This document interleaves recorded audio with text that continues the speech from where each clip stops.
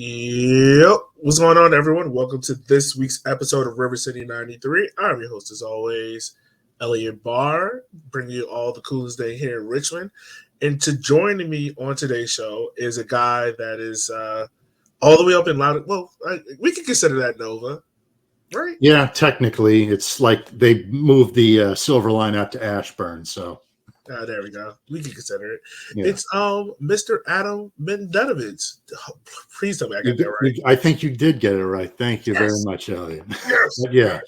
Adam Mendelovich, part of the Next in Line podcast, formerly one of the two loud Adams of said podcast, and part of the RFK Refugees Network. I'm not gonna lie, you guys have had two banger names back to back. All right. Yeah. That's how I remember first following y'all was the Too Loud podcast, and then it switched to Next in Line, which the graphic art for it is perfect. Yeah. Granted, it was part of the deal when we became part with the RFK folks, but they've treated us pretty well. So it's no hard feelings. Though if we do end up switching again to a different name, we'll let you know. There you go. There you go. And by the way, for those who don't know, our good friend Ted, who you might see in a couple of Kickers game, is part of RFK Refugees. Which, funny enough, so real quick, back into my soccer story.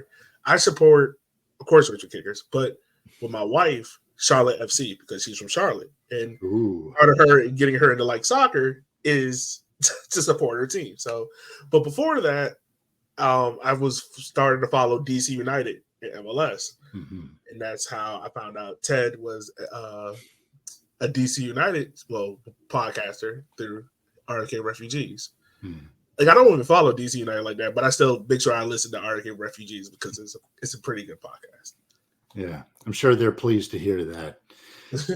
I mean, I myself, start out way back when I was a kid, and they were playing at RFK Stadium, DC United. My dad took me to a few games. I guess it also helps that they won a few of the original MLS Cups.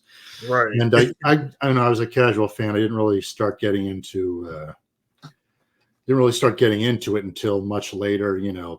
I'm not going to give my life story. That's for a different type of podcast. But the short version is, I came to Loudoun. I moved to Loudoun County for work a few years prior. And then in 2019, when they played their season and they started this, they started making up this little hole that was in a nearby sports park in Leesburg.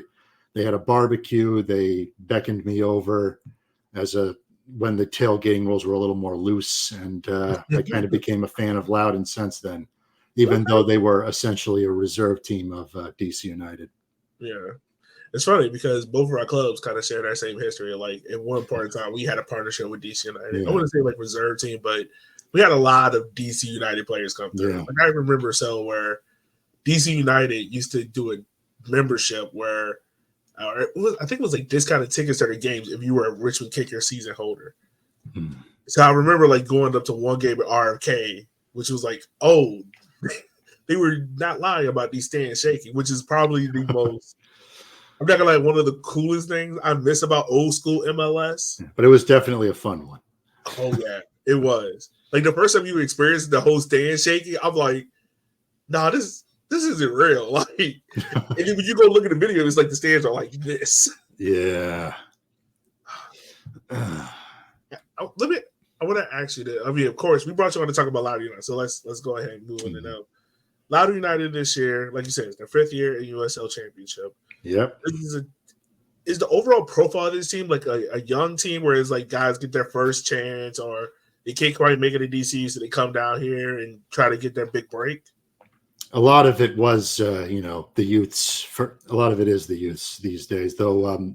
Recently, they got a 30-something-year-old player, Cristiano Francois, a veteran from the USL side. So they're starting to forge their own identity. While they were still tied to the hip with DC United, it was a good chance that you'd see 3-4 players who would actually stick around between the years. Yeah. And this year, when half the roster stuck around because they were on USL contracts as opposed to, serving at DC's pleasure, that was kind of a breakthrough, a sign that things were, different, had a different ownership team, different setup. And, having said that, maybe not as often this year, but there are still times it was a little more prevalent in the first few years, where you'd see DC United Academy kids just pop up on the bench or even in the starting lineup to get some runs, show off their skills. Maybe they'd make it to the first team if they were lucky. You could see a few of those examples with Griffin Yao, who's now in Westerlo, with Christian Fletcher, who I believe started in last weekend's DC match, and with Jackson Hopkins, and there's a few others that I could name. And there's also ones you may not remember, Issa Mudashiru, who went to Princeton. I don't know if he's still doing soccer, but either way, he's probably set if he sticks to his studies. Yeah. Or what's another one? Logan Pancho, who was a DC United draft pick. He played like 9 games. He scored a few goals, and he was like, "All right, I'm out. Time to go use my Stanford education and do the business stuff." That's funny how you say that, because there's a lot of people I remember from like old school kickers that is like, now I'm looking at them like, oh yeah, you're a bank teller now. Like, oh, I had high hopes for you. Yeah, there's one guy who grew up at Broad Run High School. He got signed by Loudoun for a year. He was an attacker, Sammy Sergi. And last I heard, he's selling stuff for Cintas. Wow. Yeah. I think the funniest one I've ever heard was, what was it? This guy, it was like my first year, like really getting into soccer, like I think 2015, 2014. And I thought he was like going to be this big midfielder, whatever. Finds out now that he's like a preschool teacher. He was like, yeah, it's just guaranteed checks. Like, I make more money. I was like, okay, that makes a lot of sense. Yeah, I can respect that mindset if it comes to that. There's only like a handful of folks that can jump up to the first tier. Right. And among that, there's like a handful that becomes super great, super high earning, you know. Mm-hmm. But you try and root for them to all to succeed as best they can, one way or the other. Yeah, you try to. Mm-hmm. So this is Loudoun's second ever year in the U.S. Open Cup, correct? In this terms of when we were eligible, yeah, this is the second year. Okay, because before that, you guys weren't eligible because of the whole partnership with United, right? Yeah. And it was kind of a surprise when they announced, like shortly after the preseason, oh yeah, by the way, the Greg Baroni, the guy who owns the Frederick Keys and Bowie Bay Sox, Orioles fans out there might recognize those team names. Anyway, he apparently decided to incorporate majority ownership of the Loudoun United organization as well. So it came as a surprise to us, dropping from reserve to affiliate, but that also meant we were just in the nick of time to be Open Cup eligible. And here we are. So last year's run, you guys played Flower City Union. Yeah. Got a nice win over them. Nice 5-0. Also North Carolina FC before that. Oh, that's right. There we go. North Carolina FC. Yeah. So first I want to say thank you for that, because they repeat us up a little bit too much. So you got NCFC, then you got Flower City Union, and then you guys draw. Columbus Crew 2, or I guess it was technically the Crew, but they sent out a lot of their 2 team. Yeah, is what they should have just done with the Open Cup this year.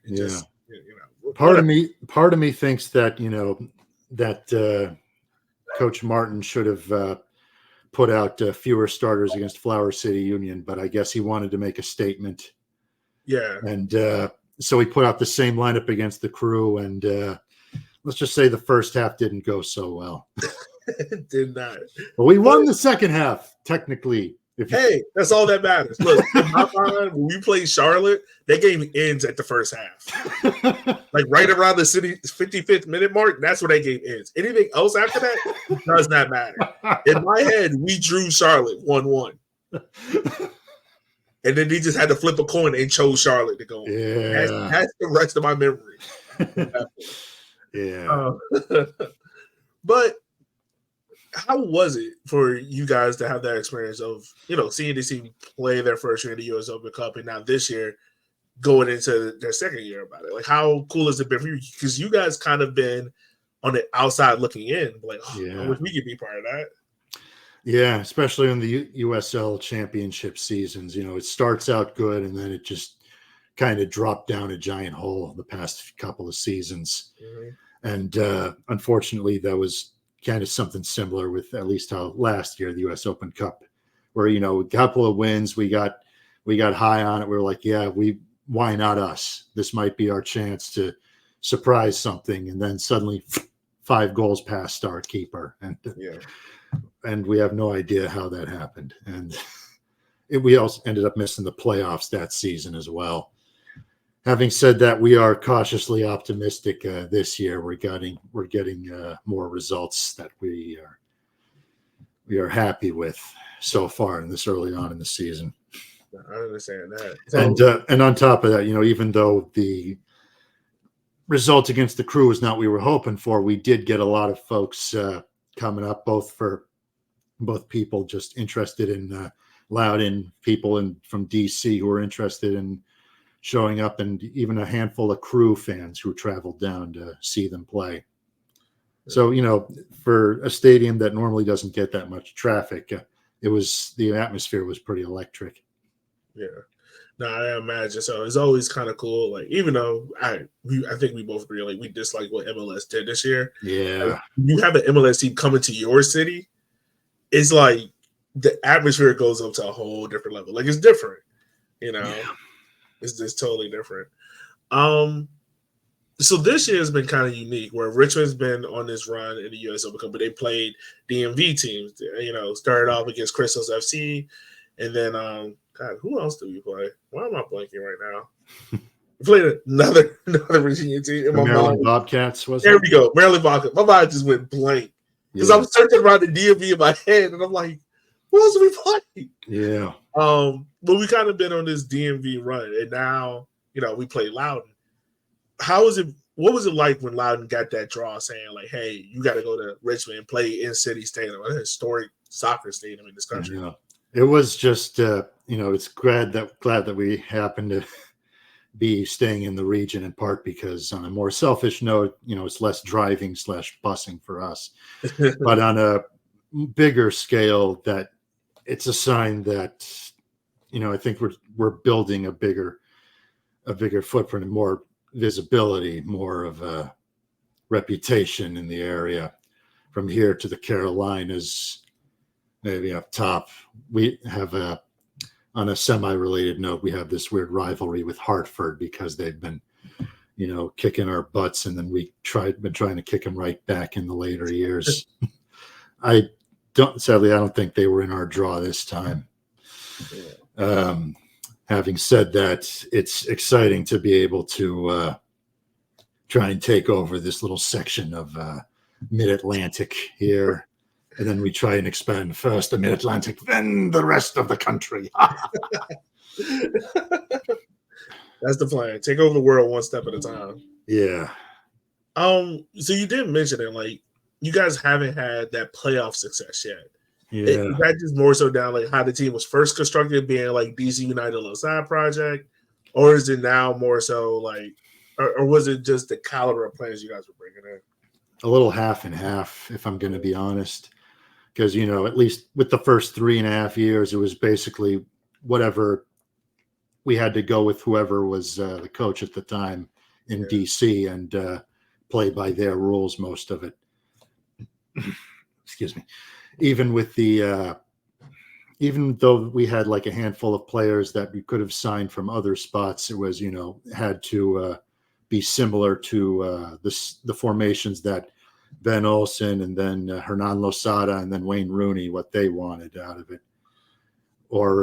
And even their technical director was our GM until very recently, when they left for greener pastures from both DC and Loudon, and we got Ollie Gage in, who's running the show on that front right now.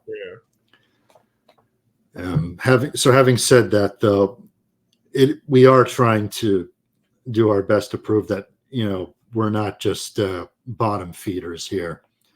Coming up with a couple of good results against teams that were predicted to be in the top 5 of the USL. Is a good start. 1 draw and 1 win against with the opener against San Antonio, and a win against Memphis. is a good start.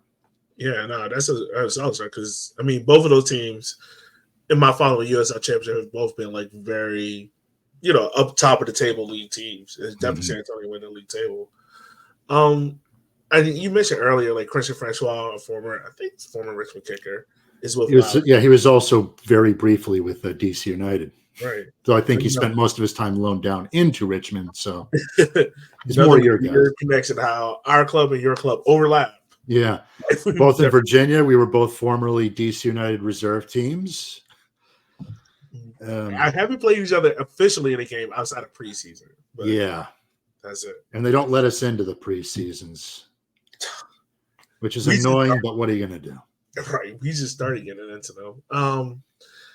But who are some other noticeable talents on this Louder United squad that Richmond fans should keep an eye out on?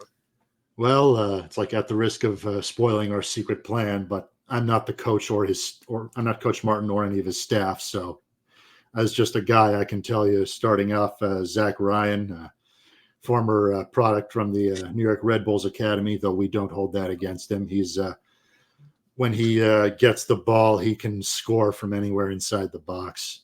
He's amazing. And you got on the wings, you got Khalil El-Medkar, I believe a Dallas Academy product from a little while ago. He's been a great winger, can carve in some runs as well as provide assists for others.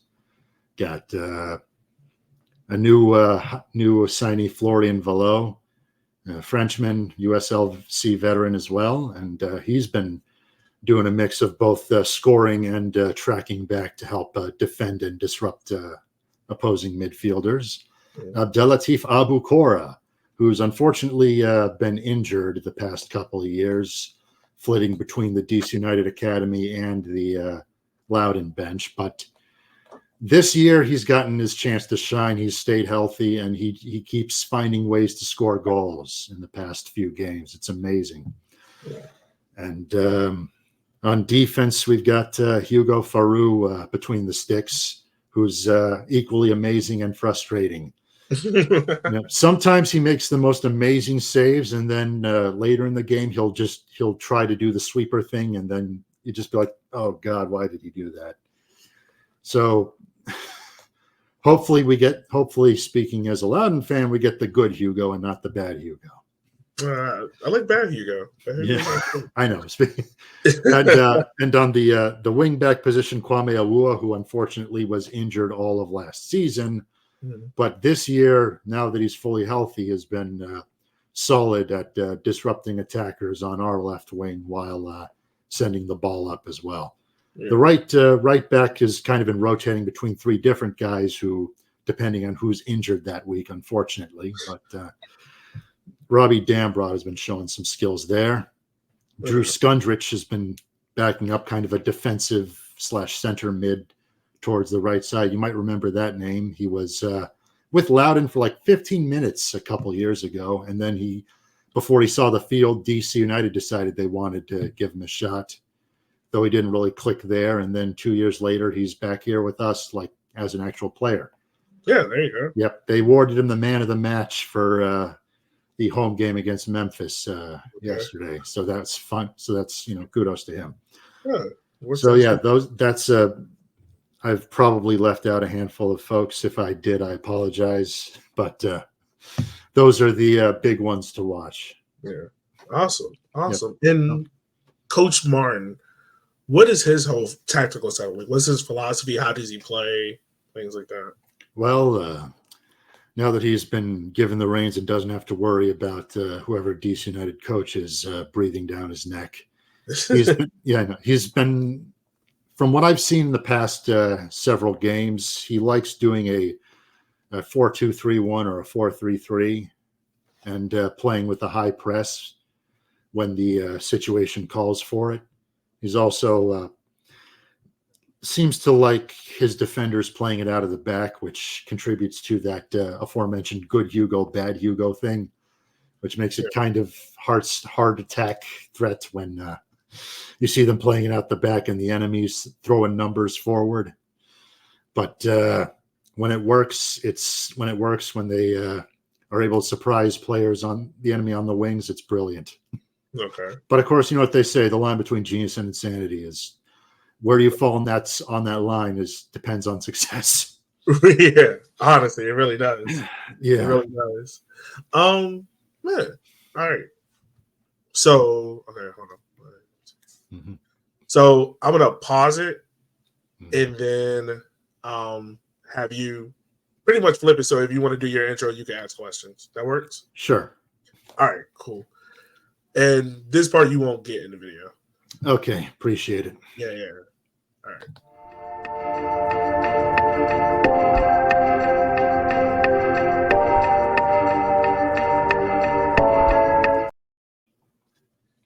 All right, hold on. I should have did the outro, and I didn't realize that. Darn it. All right. I mean, I saw the thanks for watching screen, unless there was a big outro you wanted. That's what I'm saying. Like, this part you won't get. So hold on.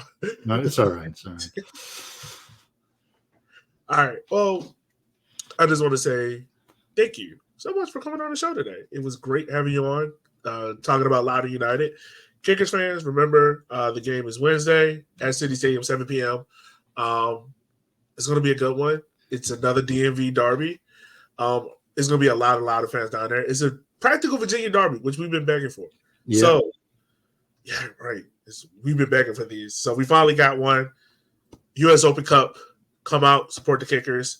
With that being said, Adam, I just want to say thank you for taking the time of your day for coming on my show, friend. Thank you for having me. And I just want to say I hope everyone has a good time, but I hope Loudon kicks some ass as well. I hope not. I hope he goes bad. But anyways, but as always, folks, just stay loud and united.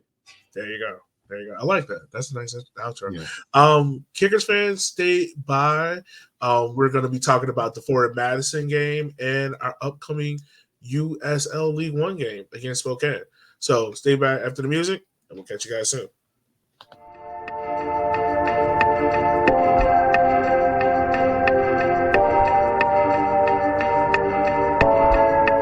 I'm your host, as always, Elliot Barr. And is joining me are two wonderful people that are enjoying a Henny Derby, even though it's a draw. Who cares? I'd like to announce and made it known that we have had success in Madison. We won the league title in Madison. Let's not forget that, folks. We won the league there. But also, two people that are excited for a DMV Derby on Wednesday is Matt Till. I love it. How are you, Matt? Doing good. I assume everybody today, hopped on their bike, rode around town in honor of good old Mr. Maxi. Only way to do things. Yeah. Oh man, that goal. It was good. We're gonna talk about it though, but I figure we skip that one. Look, I'm gonna get my jersey dedicated in his honor. Yeah. Well, we'll talk about it. It could have been an even better Maxi moment, by the end of the game. Yeah, rightfully so. Also joining us is the person who is driving the Chandler O'Dwyer Golden Boot race again. It's Miss Kate. How are you doing, man? Doing good. I'm looking at every opportunity to talk about the chances Chandler got, while also boycotting the two plays that were above Maxi's bicycle kick in SportsCenter's top 10. It should have been number one. What were they, by the way? Yeah, what were they? I'm boycotting them. I refuse to watch. Oh, good. So Maxi's was number one. Great. Awesome. Yeah, I saw that. I was like, well, I don't even know the last time I actually watched SportsCenter. So I'm just assuming it was something from like the Bama spring game or some nonsense like that. Some golf chip in the Masters. Okay, whatever. I remember this sponsor of the top 10 used to be like appointment television when I was in college. And like you said, man, I can't remember the last time I even watched SportsCenter. No. Yeah. That's not great. It's not great. But what is great is the Kickers so far, the last two games have 4 points. Had, I would say, a slight miss up in one part of the game. Outside of that, pretty positive points, tucking away from Forward Madison, who had 2 weeks to prepare for this game, and didn't come away for a win. So there's a positive in that, folks. Guys, how do y'all feel about this Indy Derby, the 14th edition of this great derby so far? I felt good. I feel like the style of play from Richmond has changed over the past few weeks from what we saw in preseason and from what we saw in the first few games of the season. And the fact that the trajectory has continued means it wasn't a fluke. So I felt a lot more. I actually didn't feel too bad when we went a goal down to start. I think that speaks volumes. I did not throw up my hands. I did not, give up on getting a result. Just one positive, just a couple games, the Open Cup game, and then the game against Fuego already got me back on optimism grind. So I did actually have faith that despite going a goal down, we'd still come away with something, and they proved us right. Yeah. Matt, now you weren't down there at the watch party with us, but I would say the overall vibe at the watch party, it was kind of just like, all right, the goal happened. We were just like, oh, crap. All right, we're making chances. Like, we can probably get back at this, but we can't allow Ford to get back. And then when Maxi goal went in, the whole place in the bar exploded. I mean, why? It wasn't that good, right? No, I felt like the first part of the game just felt like the usual matchup of, are we swearing on the show these days or no? We can let that swear word go. I felt like the usual dog shit game between these two teams. Best way to sum it up. Yeah. I think this is probably the second highest. It is, yeah. Yeah, outside of the 3-2. Like, most of them are 1-0. One team's kind of holding on to dare know what, and the other team's just like plummeting on the chances. Yeah, I mean, usually these are among the most boring games of the season. Yeah. And probably the first 25 minutes or so, we're probably on track for that. Again, which I think would have suited us just fine. Yeah. If you told me going into it, hey, miserably boring, 90 minutes, but gets you a 0-0 point out there. All right, cool. I'll take that. This way it was a more fun version of getting there. It started, pick up a little bit. Obviously, there were, some definite highlights, in there along, came up. But I think if you look at the whole 90 together, for the most part, the kickers probably had the better chances. It was probably relatively even in terms of who had meaningful possession. But I didn't 50-50, actually. Oh, it actually was? Okay. But yeah, I didn't feel like Madsen had too many times where they were just like peppering us and it felt like we were holding on for dear life. No, it really didn't feel like that. Like, it felt like the chances Madison got either went straight to Pablo or, like, I hate to say it, they converted them because we gave up space going out of field. But outside of that, like, Kate, you were talking about it yesterday at the tailgate. Richmond's high press. This is something Darren was messing around with his preseason. We finally see the full effects of it now. How impressive was it to see that full press working yesterday? It neutralized them. It gave them some fits. Especially since it felt like Richmond was vulnerable to a high press all of last season, trying to play a possession-based game. The amount of just terrible opportunities that were given up because of the pressing, to actually say, oh, that's a successful strategy in this league. It's going to work on most of the back lines in this league. So to actually take a more tactical approach and say, you know what, let's actually put the back line of the other team under pressure. Good things will likely follow. It's heartening. It makes for more exciting soccer, certainly. And I think that's one of the big things that Chandler O'Winger brings to us, right? Because at his heart of hearts, he's a central midfielder, defensive, mid type. So you put him out there. What did you call him last week? A defensive attacking winger or something like that? Something like that. Yeah. Yeah. I've been workshopping. I got to Chandler O'Winger now. I like that better. But I think he's going to be somebody who's going to be the pest, up there. And you look at the midfield, you still have a Zaka, and you got a Vaughn in there who has been far better than I ever thought he was going to be when we signed him. I just thought he was going to be generic, old British guy, fine, nothing more than that. He's, I think, really complimented those guys well. And Bill Hart, usually willing to do the work up there too on the press. So yeah, I mean, look, we know that the defenders at this level aren't world class with the ball. That's why they're at this level. So it kind of makes sense. Yeah, rather not be on the receiving end as well. It's nice to not be spending a full 90 minutes just waiting, being put under pressure and wait for the inevitable mistake, but actually being the ones to try to force that mistake and capitalize. And I don't know if he just put it out just because it was Madison, but that full press seemed to be giving Madison a lot of problems, like trying to build out. Like there would be one wave, and then there would be a second wave, and then that would catch them, and we were getting like not full on great chances, but like half chances. Like we were creating problems that would lead to us having success.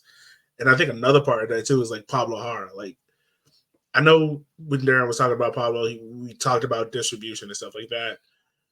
But seeing that, like, obviously there was something worked out in the game plan model of like, look, we're not playing it out the back in this game. We're going long. And they seemed like they were having success doing it. It seemed like it played into Pablo's strength. Is this something that Darren's going to stick with? Or is this just like, all right, this fit for just this opponent? And we'll see them kind of get back to the short distribution out to the wings. I don't know. I mean, I think Chandler being up there gives another big target, to try to hit the ball too. So it's not just funneling it, trying to funnel it to Arthur, when he's up there, because also when Emmy ever comes back, he's a lot of things, not an aerial target.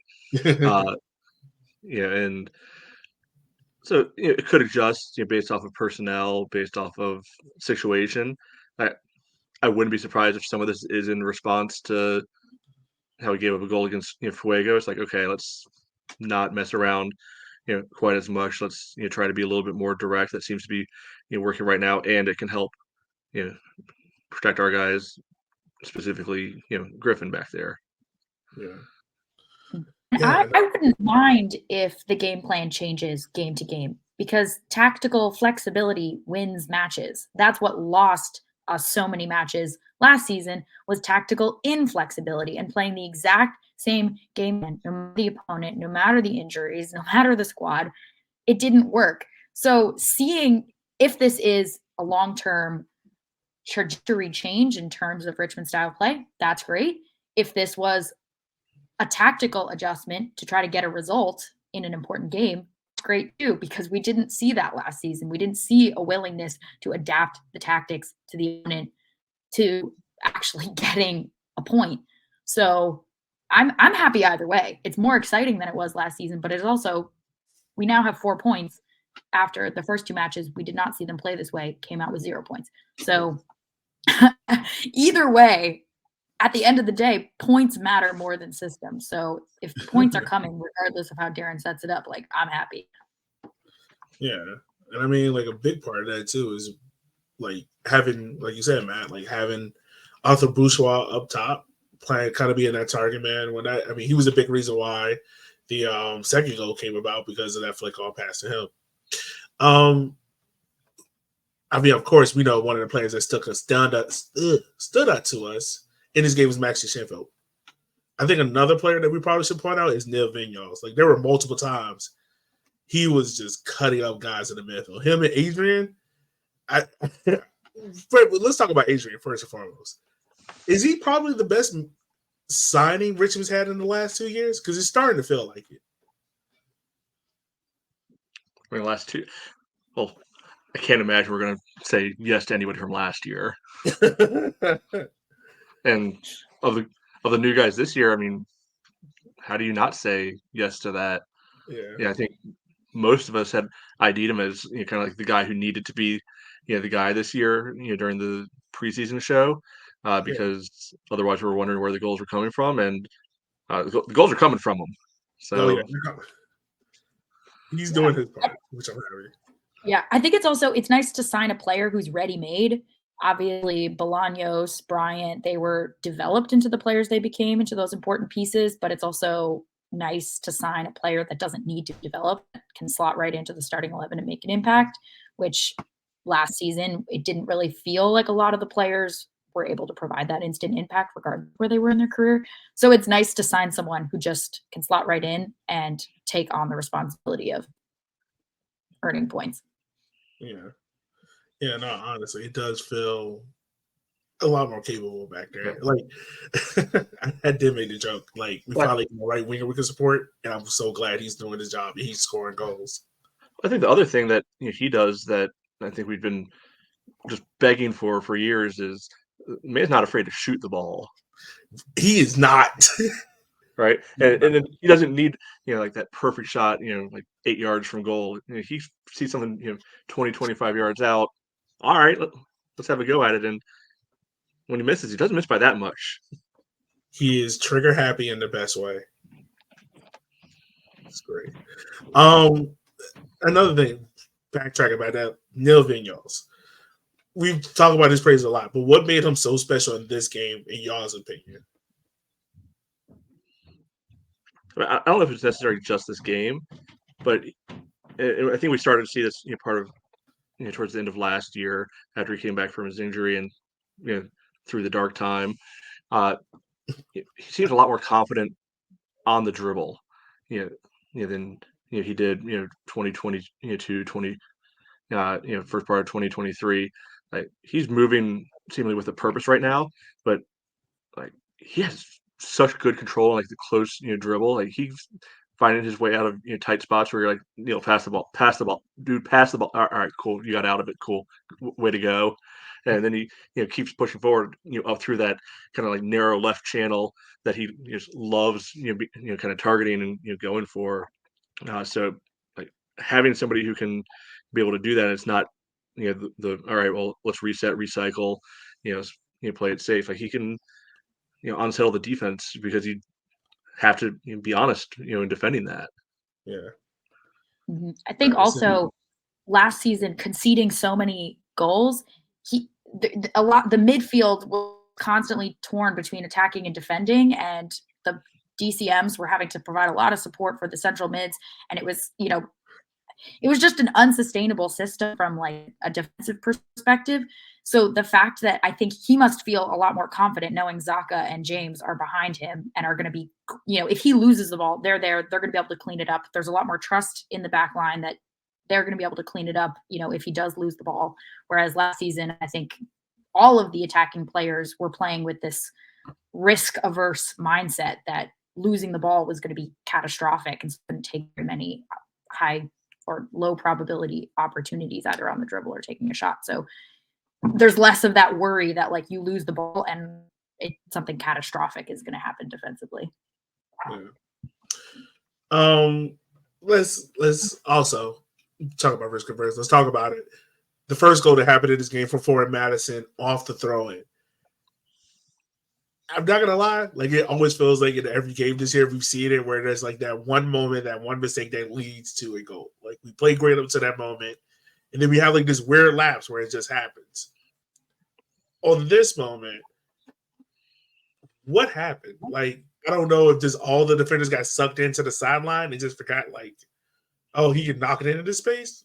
Did y'all see anything different than that? Yeah, I mean, to me, it looked like, obviously the ball's on the, our right side of the field, so everybody kind of shifted over because I think it came off a throw in, if I remember correctly, right?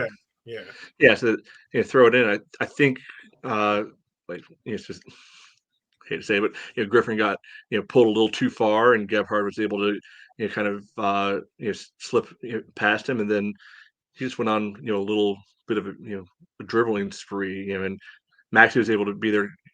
Kind of slow him down a little bit, but then he tripped over his own feet.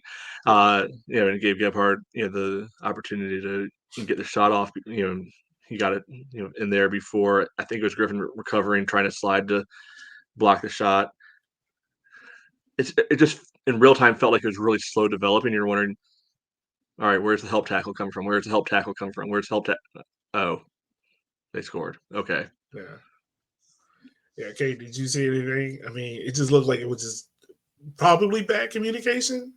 Is that how to describe it? And also, and the reality is once a player is in confident possession in the box, that's high risk defending. Like the likelihood of putting in like a high risk tackle is going to go off considerably. It's just a lot harder to defend when somebody's pretty open in the box because these referees, you never know what they're going to call for a penalty. Any contact can sometimes be a penalty. Sometimes a ton of contact can be no penalty, but you just never know. It feels like there's, you get your likelihood of being able to get a decent shot off gets really high when you're open in space in the box, because these defenders at this level are not putting in pinpoint tackles, and it's just a high probability situation, and I think it's hard to get those cleanly. Yeah. One thing I will say, the biggest difference between this year's team and last year's team is, it felt like last year, once we went down a goal, it kind of felt like the team was like, all right, let's just see what happens, right? This year's team is more so like, nah, we gonna keep fighting. We gonna, all right, it happened, whatever. Let's keep going. Let's go. And we still see the high press after this goal given up. We still see them going with the long ball. Like, they didn't change up what they wanted to do. It's kind of like they got stronger as the game went. Like, to be honest with you, outside of the second goal Madison score, I don't remember a whole bunch of dangerous chances from Madison. Really towards the end of the game, where I forgot who it was right in front of goal, had an easy shot to win it and just whiffed horribly. Outside of that, I don't remember a lot of foreign Madison chances that seemed overly dangerous. But Richmond just seemed to just keep going, creating the pressure. So much so, like, the throw-in that happened that led to the goal from Maxi. Also, by the way, Zaka's first assist. So, point for that. Comes off of Richmond having sustained pressure for a period of time and getting Madison in their own trouble. Now, the goal itself is beautiful. I think he truly had an out-of-body experience trying to do it. Like, there's no way he practicing 3 knee kicks. I'm not willing to bet against Maxi practicing trying to set himself up for a bike. He seems like if anybody on the team would be the guy to try to practice that, I think it would be him. I can just imagine Derek walking out of practice one day like, Maxi, what are you doing? I'm just trying bicycle kick, coach. 32 years old, is out here just trying bicycle kicks. Imagine having that conversation with. Yeah. No. I don't think anyone tries that last season. Oh, no. Absolutely not. Oh, no, I don't think any sane person tries it ever. There's the funny thing about that, I think earlier that day, João Felix from Barcelona scored a bicycle kick. And the guy in that game, Carles, he held his head, but João's foot never get close to him. Maxi's foot was closer to somebody's head in this game, and nobody flinched. I'm just shocked that it actually went through. Not even so he got contact, just that he get through everyone. Yeah, there were a lot of people in that box. Yeah, so much so that it ended up being a Sports Center top 10. Should have been number 1. I don't understand what the other two were. I refuse to go look, like you said, Kate. I think also it's a case of people who are picking Sports Center top 10 not actually truly appreciating how difficult what he did is. I think it's such a wild thing to see that unless you truly understand how difficult it is to control the ball in the air, off your knee, take multiple touches in the air in such a crowded penalty box, I don't think the people who are picking Sports Center top 10 have the qualifications to know just how difficult that bicycle kick was to pull off. Nah. Yeah, Maxi's earned my allegiance. I knew he was going to be a wild person this year. So much so that in the second half, he almost started the first Hitting Army brawl. But I knew he was a little wild side to him. He's earned my undying allegiance now. He is the positive force to what Esteban Calvo was. I knew you were gonna make a comment. He is the happiness for me. But yeah, I love it. Well, we ask him, take it serious. Treat it like a real derby. Take it serious. We want to see emotions. We want to see risk. We want to see, we want to see everyone taking it seriously. He listened. Thank you, Maxi. Thank you. Yeah. We're glad not take it to the possible endpoint. A Madison player did. Maxi did not. So let the record show that Maxi did not earn himself a red card, but he did manage to stir a whole lot of good trouble. I think because he he gets Murphy a yellow, and then later he's the reason why Mill gets the double yellow, right? No. Oh, yeah. Is No. it? I think he just the other player kicked away. Yeah, I thought it was for kicking the ball away, which Okay, so I thought it was very borderline. Should have gotten a second yellow. I think the player who was on a yellow was involved in the brawl, and the ref decided to not card that player for his involvement in the brawl. Yeah, he so definitely. he could have earned a second yellow, but So yeah, all right. So, ooh, man, yeah, Maxi's earned my undying leads. Matter of fact, Kate, like speaking up of the point you had about like the passion shown for the players, like I don't know if it was just being at the watch party, but you could definitely feel it, right? Like, yeah, would our tone be a little bit different if we lost this game? Yes, 100%. You always hate losing a derby, but I can say for the full 90 minutes, I know these guys fought for it. You get what I'm saying? Where like last year's case, outside of maybe the first game, the second and third game, it just felt like, yo, these guys just, you know, it was just meh. This year, I could definitely say like the mood around it in this game felt a lot different. Like it felt like we were on the right track. We were going to get something from this game. You know, how big is that for the confidence wise of these guys? Granted, it's a draw against a rival. You haven't been in the 4 games, but you showed this kind of performance right before another U.S. Open Cup game and the home game against Spokane. How big is that confidence wise to you? I mean, I think it reinforces that it wasn't just Fluker wasn't just playing Fuego. Yeah. Right. That this team can be able to stack results together, and that it snowballs just like bad results can snowball. Mm-hmm. So does it mean that all of a sudden you're destined for the top of the league? No, not necessarily yet. I don't think Madison's actually that good. I didn't see much of anything that really impressed me, from what they put out there. But you still got to get something out of those games, and they did this time around. So I think it's a matter of I think you said it. Things are turning.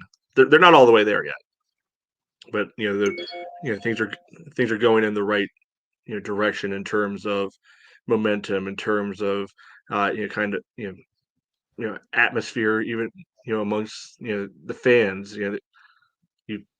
You were saying that okay, go down 1-0. There's a little bit of a oh no, here we go again, but it wasn't like just the absolute dread. Even 3 weeks ago there would have been.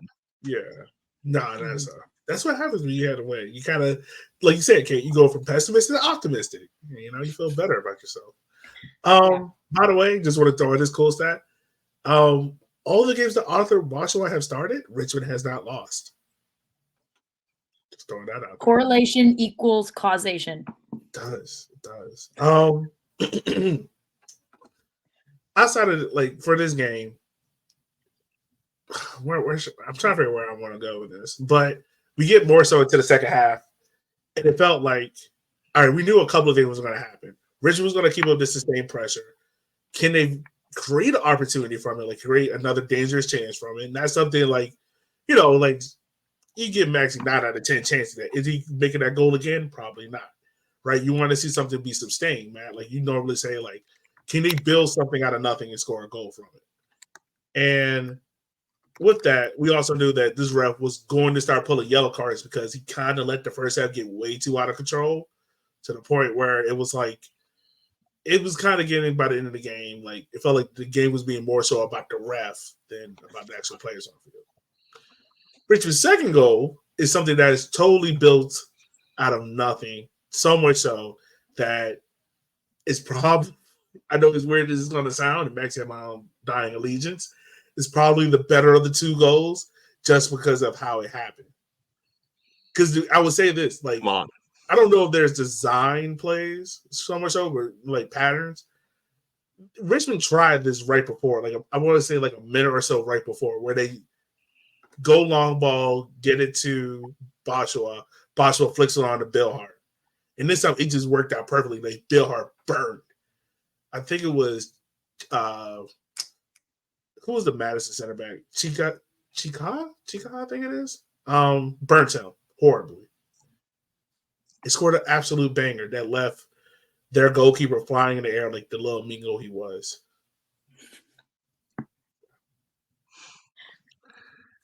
Yeah, it's not a better goal, first of all. Okay, it's not, but it's more impressive. No, not more Not impressive. impressive. I don't know how. No, I think it's a better. It's a goal that gives better indication of things are going well. I think because There you go. that goal is replicable. Yeah. Yeah, better Right. constructed. Yeah, so we were not afraid to pump the ball to Arthur. Much better when we try to use him as a target man than sending in trying to send through balls for him. That ain't going to work. But when he can be able to flick it on, create through balls for Bill Hart, for maybe Chandler, but for Maxi pushing forward, for somebody else. Okay, now we're cooking. Now we're in some business, and that's something that you can kind of rely on to come up over and over. And will all of them come off? No, they don't need to come off either, though. So you get those one or two that really produce something, and then you're trusting your guys to be able to do something with it. And damn if you did. Yeah, absolutely. Absolutely, you did. Kate, second half. How did you? How were the vibes for you for that? Because it felt like Richmond can possibly get like another goal or two. Like there were some chances there. Mm-hmm. It felt. I wasn't. It definitely felt like it could have hit a boiling point. It almost did hit a boiling point. The ref sort of averted it by not handing out a red during that sort of melee, but it definitely the momentum was tilted in Richmond's favor. The chaos was tilted in Richmond's favor. It felt like Madison, even though the cards I checked, Richmond had 3 yellows at the end, and Madison had 2 individual yellows and 1 double yellow to a red. So I guess technically edged us out on yellow cards, but it felt like from a discipline perspective, they were sort of more teetering on the edge. Neil and Adrian they had the midfield and the defense just completely on the spin with their dribbling. It just felt like the chaos factor was very much tilted in Richmond's direction for most of the second half, which I prefer being on that end rather than, sitting around waiting for some sort of devastating mistake to have the house of cards all come tumbling down. It felt like sort of that. It was Richmond were more in control, and were more pulling the strings about how the game was, it ended, in a draw, but I think you can really point to the fact that a defensive shakeup had just happened quite literally 1 minute before Madison ended up scoring their equalizer. So you can really pinpoint sort of the moment where the concentration lapsed in that second half that led to their second goal. Because outside of that, it felt very much like, although it was sort of teetering on the edge from a discipline perspective, it was in Richmond's favor. Yeah. No, I agree with that a lot. I know, matter of fact, I know at the watch party we had Griffin Garnett's parent came with us, which, by the way, I love the fact that it felt like in moments we were talking to them, we were like, so your son should stay in Richmond, right? Like, he's playing really well, really, really good. And I love the fact that, there are 2 lovely people. They were very committed to, well, University of Washington is a great education place. We're like, yeah, but you should stay. The school of life. There's nothing like the school of life with Darren Slatsky as your professor. Yeah. Goes there. Kid wants to play in the Big Ten. There's a better school up the road. He could commute. Now Matt's trying to career in the University of Maryland. Which, by the way, I saw the conversation. Someone was asking, how does UW compare in college soccer? Matt, I assume you're the college soccer expert on this podcast. Is UW one of the big ones? Expert's going to be a step a bit far. Sir, do you watch 1 hour more than us? I got a few. You're the expert. Games. Yeah, you're the expert.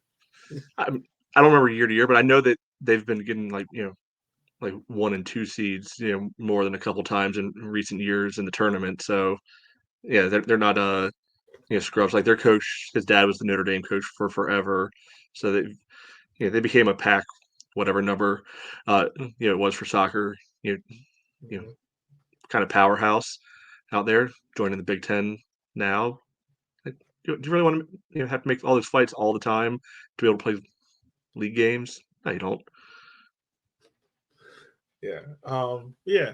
How do you guys rate his performance in this game? Because I mean, if you want to, you could say he's kind of to blame for the second goal, but that's also on Simon. He got beat. There was a good camera view of it. I forgot who tweeted out there, but he caught the second goal.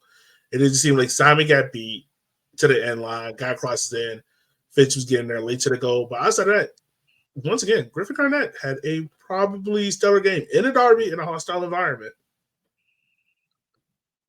I thought it was fine. I Yeah. don't think there was anything that stand out necessarily. That's the great part.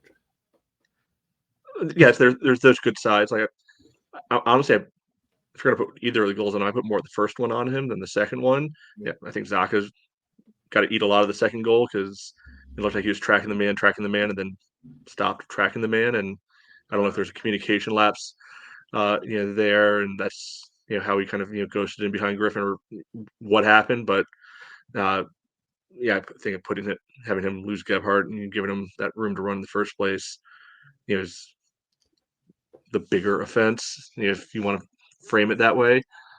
I thought it was fine. I hadn't necessarily changed my mind that if when Ani's back, he can rotate, watch a couple games, from the bench, be able to take some in, that way.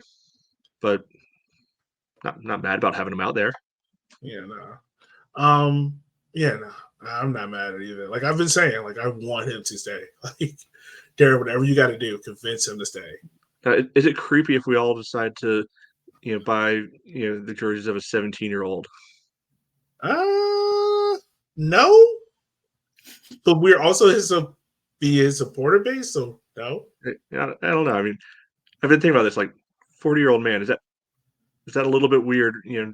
Get a jersey of somebody who's no, because Man United fans have Garnacho, so you're investing in Griffin Garnett's stock early because and think about it like this too. Did it get like any NIL cut out of this? Maybe possibly. I wonder if he gets any profit. River City 93 will sponsor him when he gets an NIL. We will be his NIL deal. Yeah, we will. Yeah, honestly, I'll do it. I mean, like honestly, like by the way, subscribe and yeah. Like when Griffin Garnett is the starting center back for the U.S. men's national team, leading us to victory in absolutely 2032. Just imagine you can take that jersey and flip it. Imagine what's that jersey. Why would I get rid of that jersey in that case? Oh well, that too. Yeah, you can buy it too. There you go. We're this going to the NIL fund for Griffin Garnett. No, I already have huge regrets over not copping a Matt Turner jersey when he was here. So Matt, no, actually, what you're going to do, you're going to buy a jersey of every 17-year-old, and then it won't be creepy because it's non-specific. You're investing in every academy player stock on the off chance that one of them breaks into the game at a higher level. Then it's not creepy because you're not sold. You want an Octavio? Get a penny stock there. Zerbini. He's not even with us anymore. I think he's on the bench from Charlotte. Yeah, whatever. He's on the bench of their youth. I think he's on the bench of their academy team. And probably so. Whatever. He ain't here, so. Yeah. Oh man, that's funny. During all right, making that laughter. During substitutions in this game, I would say all of them probably did fine for the most part. I'm not gonna lie. I don't know if they announced it on the broadcast or not, but I didn't realize Zhao was in the game until maybe like the last 5 minutes. I don't even know he was subbed in. That's how I looked. I was like, oh, that's Zhao. But we know, he brought Sarakowski on and then Nick Simmons, Chris Cole, which I feel kind of bad for Chris Cole because Chris Cole got subbed on. And then the goal happened right then and there. I don't think he was involved in it, but it's just like, dang. Yeah. Yeah, it's like I understood Darren's idea there was. Like, I just have like a huge aversion to wanting to change the back line ever, especially when you're winning. Yeah. So, but again, I get the logic. Like, okay, Maxi can play, winger and almost essentially be kind of a fifth defender there, and Cole can kind of be a extra center back. When you're in defense. So I don't think it was a bad choice. The timing just looks awful, there because it's literally like a minute and a half later. Yeah. And then so far after that, like the last sub I think he did was Nick Simmons. Now, I will say this. Look, I have on my Jamaican national team jersey. I know Greg is probably listening to this podcast. I love Nick Simmons. I'm pushing this man to be in the Copa America squad because Jamaica doesn't have any strikers. I don't care if anyone's trying to throw Mason Greenwood out there. He doesn't. No, absolutely not. Will you burn your shirt if they bring him in? I will be highly disappointed. Highly disappointed. Also, considering the fact we have not paid the women yet either for the World Cup, I'm highly disappointed. I will be highly disappointed. But Nick Simmons' performance, I would say everything I love about him, you kind of saw the negative side to it a little bit, right? Like, and don't get me wrong, like I love the fact that for how young he is, he's not afraid to take a shot. He's not afraid to try something, right? You want to see that out of a 17-year-old who's not afraid to try to go out there and try to make something happen. But it felt like in this game, and I'd probably say this game out of any other game, I think this game we missed Emmy the most, just for his composure in those moments, right? I think the two that I really think about is the one he had right in front of goal where he just kind of just took like a wild kick at it and it went out for a corner kick, didn't even really bother on goal, where it's like, all right, if he settles this, maybe he can make something happen or, keep the ball in their half, right? And then the other one, I think it was like an overt pass that he played badly. It was a through ball too. Right, the through ball. Yeah, that's the one I'm thinking about. From y'all, what did y'all take out of Nick Simmons' performance? I think last season, a lot of the games felt hopeless. So him coming on, we had this mindset of like, experience. He's willing to try. He's confident. This, especially near the end, momentum was in our favor. Neil was just beating his players in the midfield, left and right. I think Simmons came in at center forward, even though when Sierakowski first came in, Sierakowski was in the central striker position. When Simmons came in, Sierakowski moved out to the wing. So all the attack was coming through Simmons, and we were actually pushing for a winner. And so I think in previous games, it's been learning opportunities. It's sort of like, we get a winner, we don't. We get an equalizer, we don't. We're down a few goals. Just get out there, give it your best shot. This one, the stakes were higher than we've seen in others, and having him in that central forward position, it actually was a bit more disappointing because I think maybe if Sierakowski was in the center, had stayed in the center, and Simmons was out on the wing, more play going through Sierakowski with his composure, those chances might have actually turned into something. But I don't know if I agreed when we were actually, we kind of had them on the ropes there at the end, especially when the red card had an advantage. I think that made sense last season when we were out of a lot of matches and we weren't necessarily playing for anything. This game felt like the points were there, and we lost several what could have been high quality opportunities.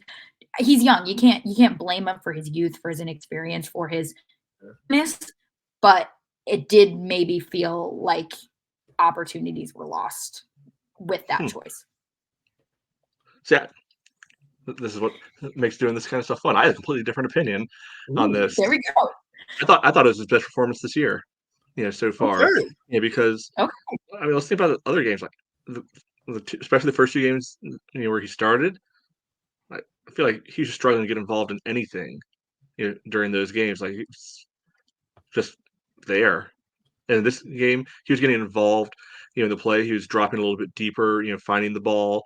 It didn't always come off, but again, that'll happen. I also think, because he came on relatively late. I don't remember if it was before or after the red card. I think that's actually right after. I think, I think that's actually a good scenario for him, because it is a little bit of a, lower pressure. You can kind of go almost full attack mode.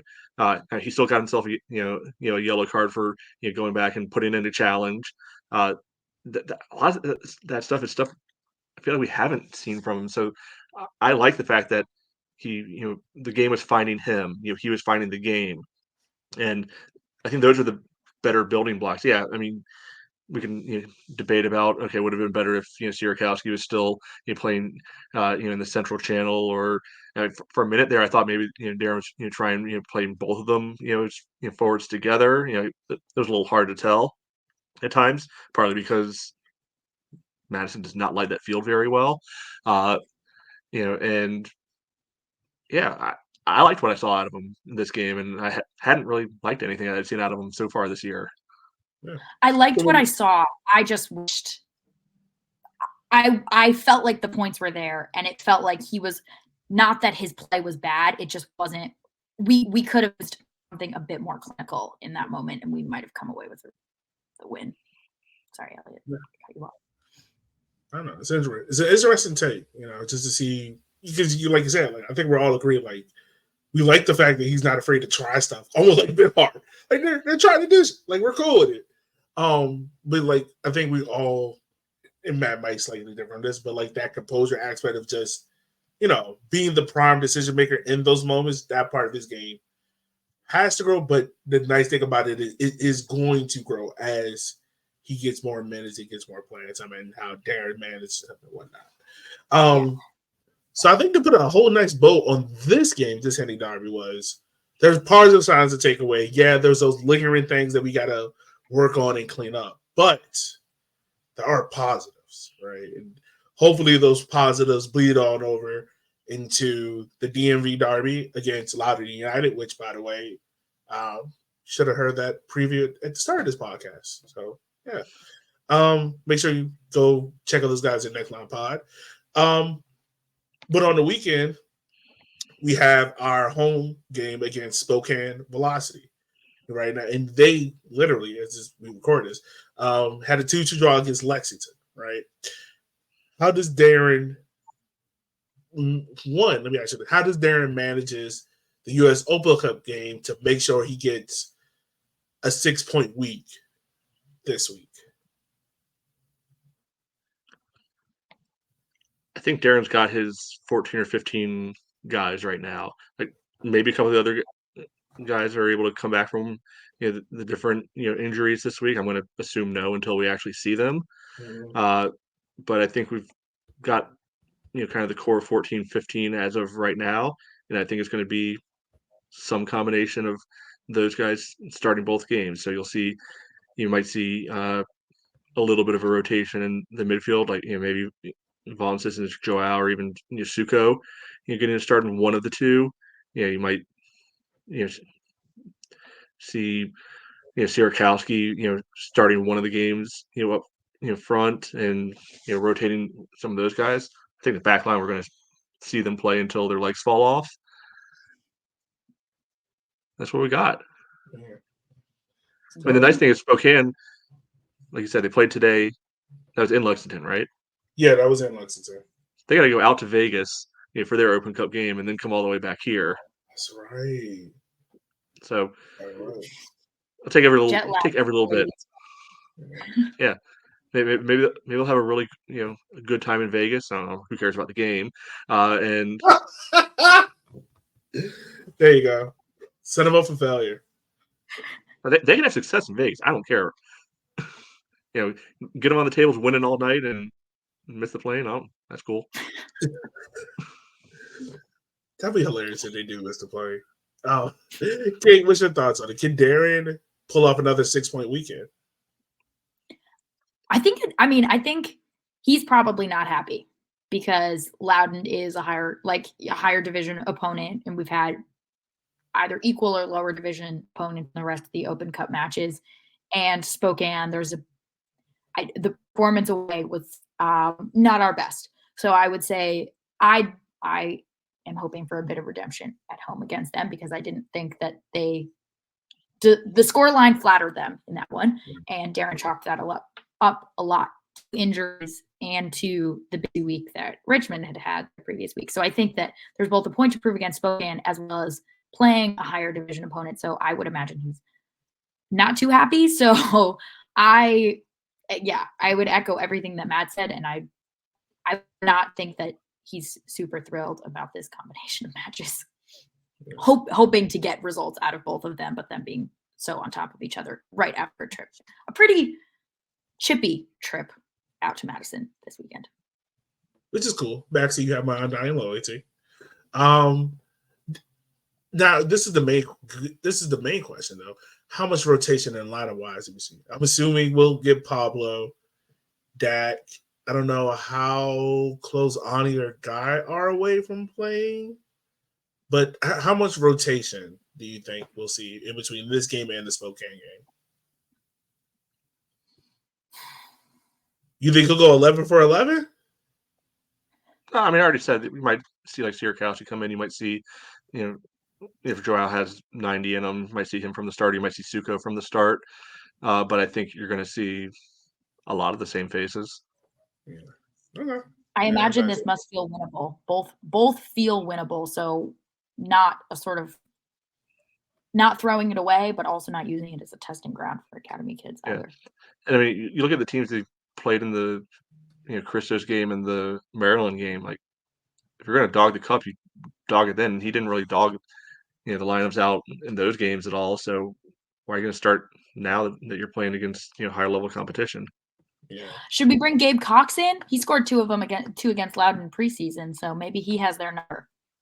I imagine Gabe probably gets a nice run. Simmons probably gets to start.